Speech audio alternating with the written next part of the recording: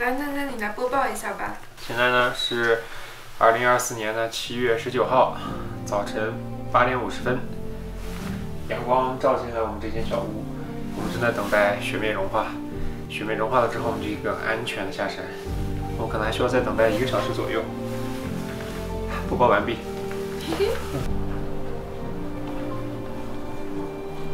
哇哦！哇！宝宝，你看我下面是不是悬空的？是哦，底下是冰川哦。太刺激了！哪个天才想的，在这儿建一个太空舱？这里位于意大利和法国边境的阿尔卑斯山脉，太空舱孤高地屹立于大乔拉斯山东壁的冰川附近，从远处看去，像极了灾难电影里的末日避难舱。这可能是我见过最特别的高山避难所了。我们充满着好奇心，坐上了从北京飞往欧洲的飞机。现在是凌晨4点钟，我们要出发去欧洲。其实直到这趟旅程开始，我也只知道上面的这些信息，关于具体的登山口在哪里、GPS 路线图，都通通没有找到。怀着不安和兴奋的我，在刚刚抵达山下酒店的时候，决定先去探探路。令斯现在是全村的希望。我们走了，拜拜。拜拜。我把车停好了，就停在这个道路旁边，然后我们看后面。哇塞，这就是阿尔卑斯。要来到这个地方很不容易。我们先是坐了10几个小时的飞机，从北京到日内瓦，然后呢又坐了1个多小时的巴士，但是巴士又晚点，飞机也晚点，然后呢又坐了车，穿过勃朗峰隧道，来到了意大利。一切的起点都源于我在地图上的这个小小标记，就靠这个小坐标把我和小螃蟹忽悠到了意大利。这种感觉真的很神奇。昨天对我来说，这里还只是地图上标记的一个点，而第二天我就真的踏上了这片土地。原来这里是一片绝美的山谷。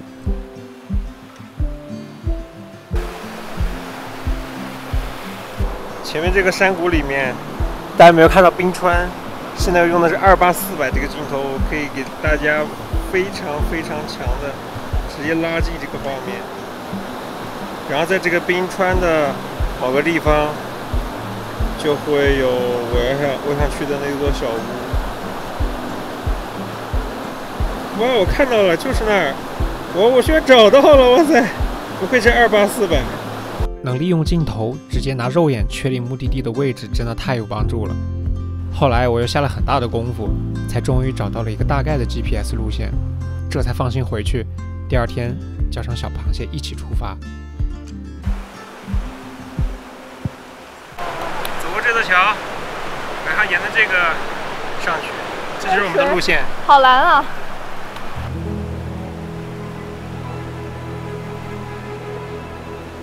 这里有点像巴塔哥尼亚呀，有点这个枯树，然后有好多这个花花草草。看你像巴塔哥尼亚。抵达太空舱的路线由徒步、攀岩和雪地行走3个部分组成。我们将会在接下来的几个小时内爬升空1200米的海拔，还是很有挑战性的。这是我们的路线，然后呢，反正往上了之后有一段比较陡的石头，这儿这个三角，这个三角这边这个是我们要去的。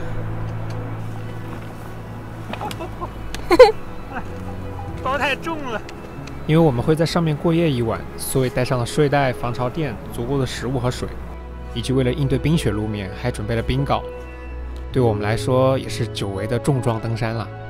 哇，手持28400可以随时拍蝴蝶呀！大家看，我们现在已经跟第一撮雪差不多高了。然后呢，这边的不会就是大乔拉斯山吧？传说中的阿尔卑斯3大北壁，我们面前的这座大乔拉斯就是其中之一。相比于珠峰那种需要巨大的后勤团队推着路绳走上去的喜马拉雅式登山，这里追求的是和搭档一起以高效和自给自足的方式，在更短的时间内攀登上超高难度的冰岩混合线路。而我们要去的那个太空舱，其实就是为登山者们建立的。爬呀爬，小螃蟹，爬呀爬。怎么确定自己在不在路线上？看前面这个黄点儿，我们就一直在路线上，然后还有一条这样的小路也是能看见。当然，提前下好这个 GPS 地图也非常重要。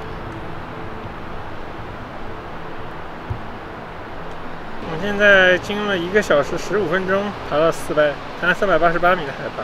这条河就是我们过来的地方。哇，不知不觉我们已经到这儿了。现在从这往上看，离那个瀑布不是特别远了。再往上不远应该就是攀爬路线。大家可以看，这个地方已经比较陡了。来了，硬核的来了，要开始攀岩了。大家看这个河对面，呜呼！来吧，我们在这儿把杖收起来，然后把鞋带系紧，这个很重要的。又快又稳。对 ，nice。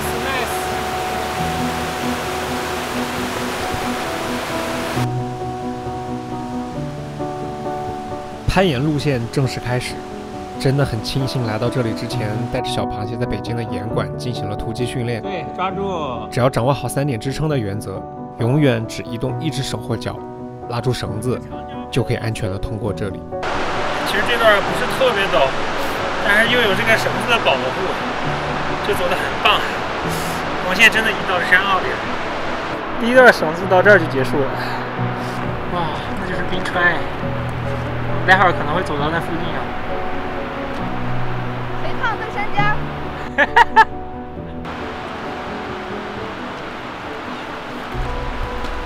你好啊。我是肥胖登山家。这是有。宝宝，我看见了。哎呦！肉眼看到了，我的天哪！你知道吗？我很多时候都会在网上看到一个地方，然后会 mark 起来。然后我就想，我一定要去，而且我要在最棒的季节里去。我就是这样一个又一个的实现我的心愿。我想去的地方我都去了，好神奇哦！最开始是在一个意大利登山博主的视频里面看到这个避难小屋，没想到有一天我们自己正在一步一步的接近它。是不是有2个人在水上？是，真的是我。他们在下山。我们要走上冰川了。我们的 GPS 显示呢要往这边走，但是呢，因为现在还算属于这个雪没化完啊，正常好像再晚点来这边雪会化掉，路线会不同。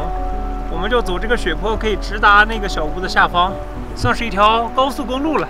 现在就是一直走雪坡。哇，很难相信我们3个小时前还在那个地方。还在这么底下的地方，现在已经这么高了，真的壮观，兄弟！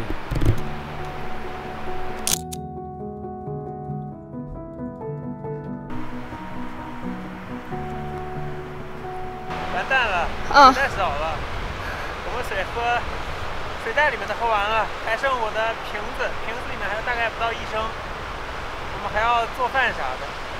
待会儿找到河流的话，我就找地方灌点，然后上去把水烧开。我们带 gas 了吗 ？gas 没带。怎么烧呢？上面好像有电磁炉哦。这么高端，但是这个水能喝吗？烧开啊。烧开就能喝吗？不能喝也得喝呀。万一有什么病毒怎么办？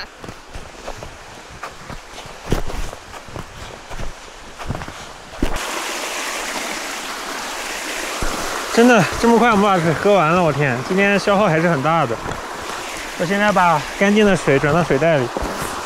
其实抵达这里就已经花了我们3个多小时，我和小螃蟹2个人喝光了水袋里的整整3升水，就只能在冰川上取一些融水了。哇，都是冰川融水，我想喝一小口，这个灌的速度太快了。啊，我先喝一口，喝一小口。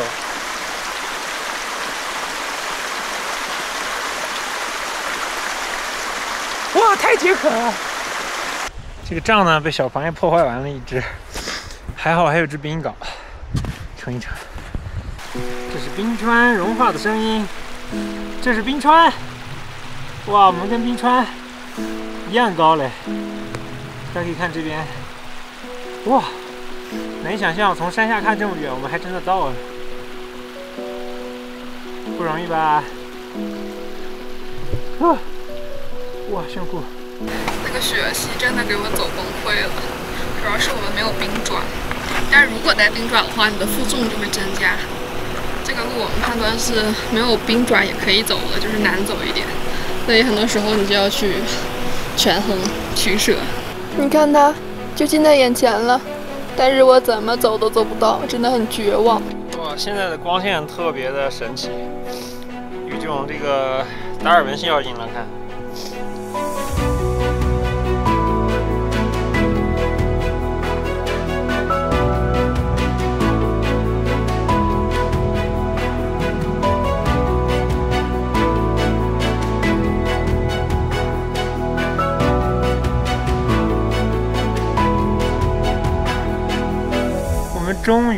终于到了这个小屋的下面，还剩最后这个岩壁。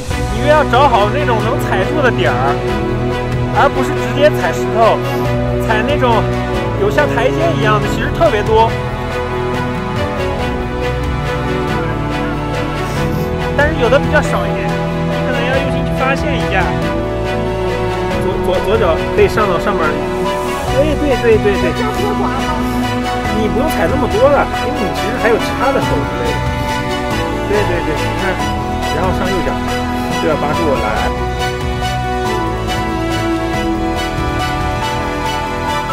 哎，对，很棒。对，然后撑住。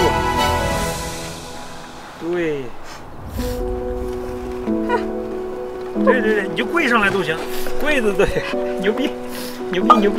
对，怕的时候你就跪上来。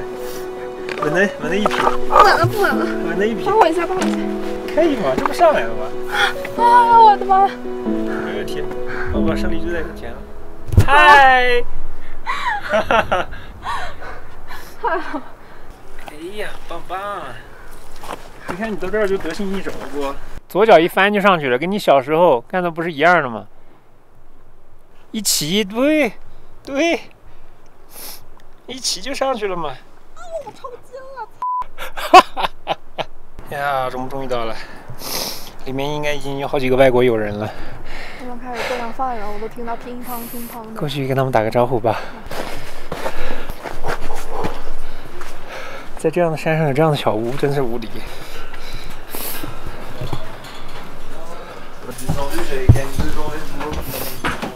嗨。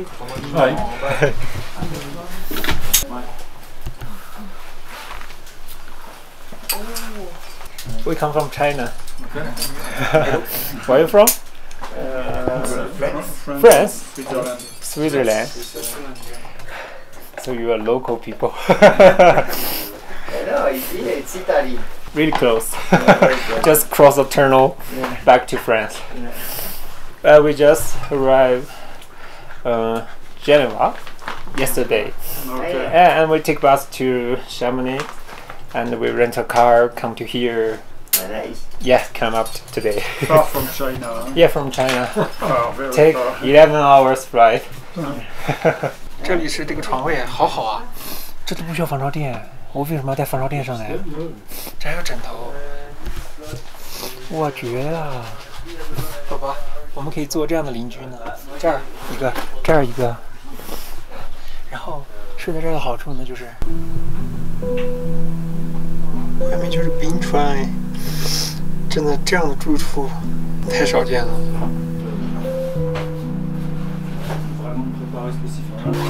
可以用啊。这个锅是他们自己带的还是？我们自己也带了有锅的。这个锅是放哪儿的？在这个厨房里。这个还有什么？各种厨具。这还有个电脑。就是可能控制灯啊什么的，灯什么的，很高级。还在电影里面，你看，这个地方做饭的绿是这样。我以前外没有人呢。这太棒了。哦，这还有无线电呢。这个很像，就是电影里边那种。嗯，这有两本书呢。我这边有连书。手绘的。我们还有根笔呢，我们可以写。你还带笔的？你带呀。问题是，我不知道它这是啥意思。日期。这个本子应该是登山计划书，大家会写上日期、自己的居住地以及目的地。除了我们，今天还有6个人居住在这里。后来聊天才知道，他们中有4个人都要在明早去攀登后方的大岩壁。原来这座太空舱是众多高难度攀登路线的起点。我们在这里还见到了传说中的国际登山向导。The name of the association is UIAGM. It's a Union of International and Alpine Guide Mountains. And maybe Japan is part of this association. to get this one. It is. There is no guiding diploma. Just one guy. 据说成为国际登山向导需要5到7年的时间，需要精通各种地形的攀登技术、户外知识、应急救援等等能力，非常困难。在这里厨房做饭呢，太头了。这里其实1948年就建立起了第一个避难小屋，随后在1961年翻新过一次，当时还借用了美军的直升机，才避免用人力扛上2800米的海拔。最后就是2012年的6月份，这座完全现代化、拥有太阳能供电系统、中央控制电脑以及12个带枕头、床垫、被子的睡眠舱和各种厨具的高山太空舱正式完工，并且完全免费。想请问一下，你站在这里是什么感受呢？真的很梦幻。那个电脑我觉得也特别有感觉，还有求救的无线电，就觉得很像是有什么美队啊、冬兵啊那个时代的东西。就一般呢，在山上可能都是那种觉得比较传统啊，木屋啊什么的。但是这个不一样，这个就是科技。这是我们的高山临船之航，给小朋友准备了这个奶茶。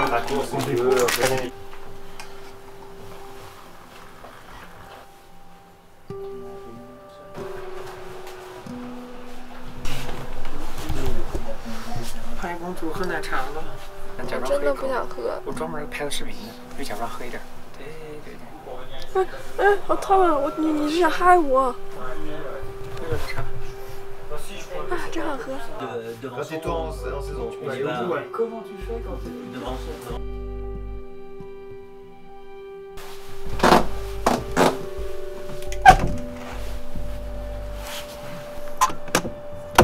再看我们的这个改变呢，这就是底下这样的脚立在这个地方，然后呢，正下方就是太阳能板。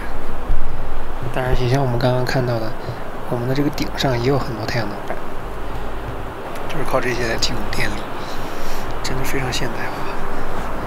然后再一抬头，真的太空舱了。今天的最后一缕阳光，红红的照在了这边的山上，月亮也出来了。然后是我们看到这边，这边更红。你看到现在这边呢，石头这个形状和冰川真的好像，就是冰川呢在慢慢的塑造整个山形，我们才能看到像这样的山脉。这是地质活动和冰川侵蚀共同的作用。然后呢，明天的4位老哥就要去爬这座山，说是这边最难的一段5.13，太恐怖了。咋爬呀？这真是完全是爬大岩壁，真的是高手们在山上爬5.13。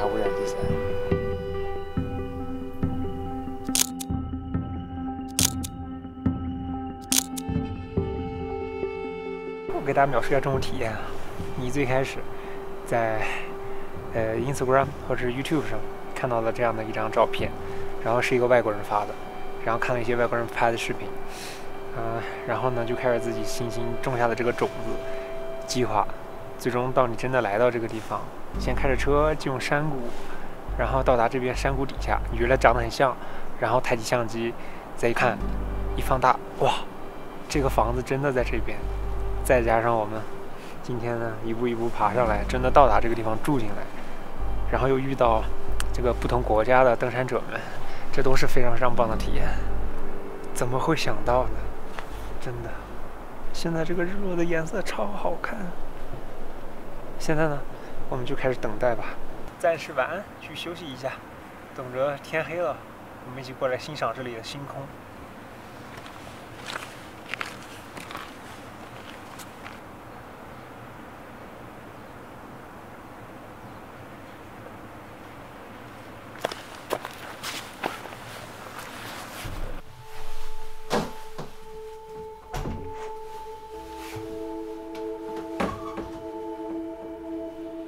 回到小屋后，那位瑞士大叔也还没睡。随着蓝调时间慢慢结束，月光开始活跃了起来。我俩就坐在这里聊了很久。他戴着一个天珠项链，于是我问他是从哪儿得到的。When did you get this? 25 years ago. 25 years ago. Yeah, That's really long ago. a long time ago. I remember you come from Switzerland. Yes. 啊 Oh, cool. 这个天珠是他25年前去西藏旅行的时候买的。虽然他说他买的是假货，但也一直这么戴了25年。他说他也去过冰岛，不过是1997年的时候，他骑着自行车花了几周的时间环岛。那会儿的1号公路甚至还有些地方都是土路，远不如现在的路况好。他还问我是做什么工作的，为什么会来到这个偏远的高山避难小屋。这就是旅行的乐趣之一吧。不同国籍、不同的人生，会因为一次旅行，神奇的、短暂的交汇在一起。等到我们聊完，星星也终于开始闪耀了。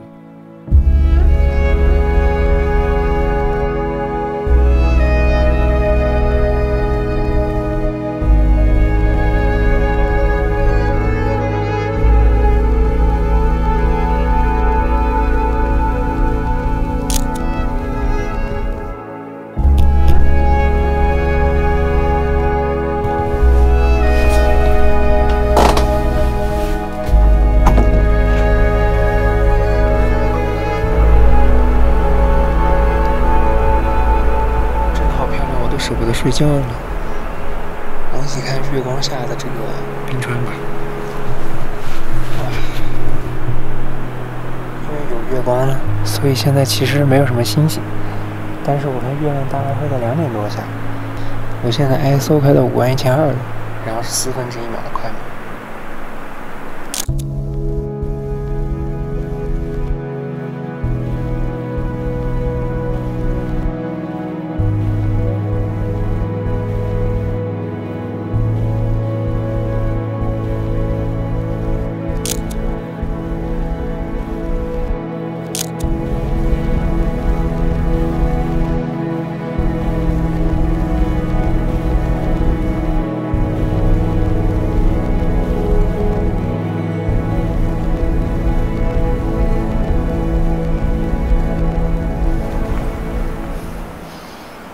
Hello， 大家早上好，我已出舱。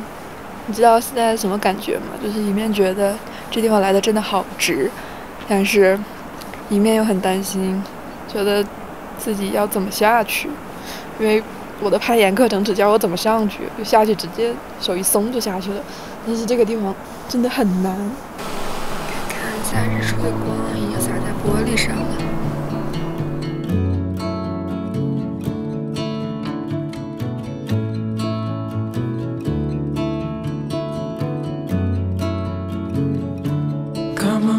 Take a leap of faith.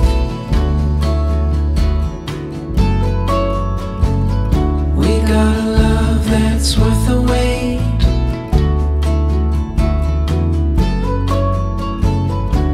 Darling, you've been on my mind. Gonna love you to the end of time.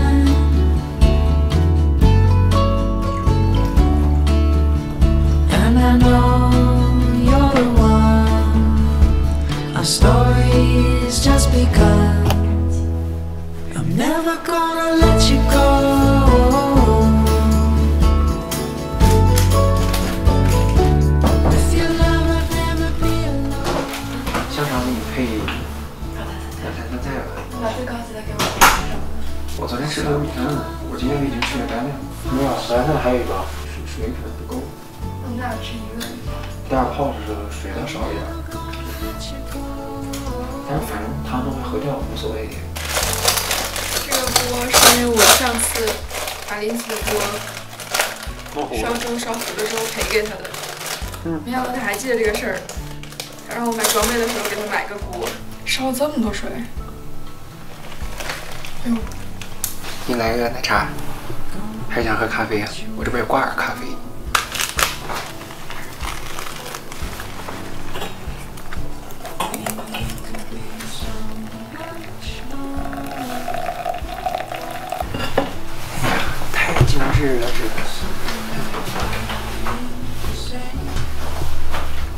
尝尝我的手艺吧。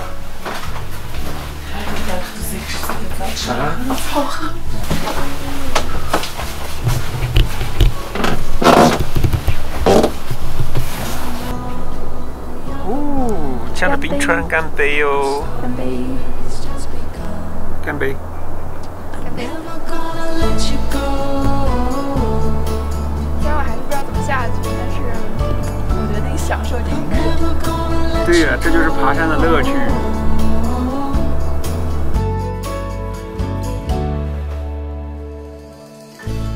不错。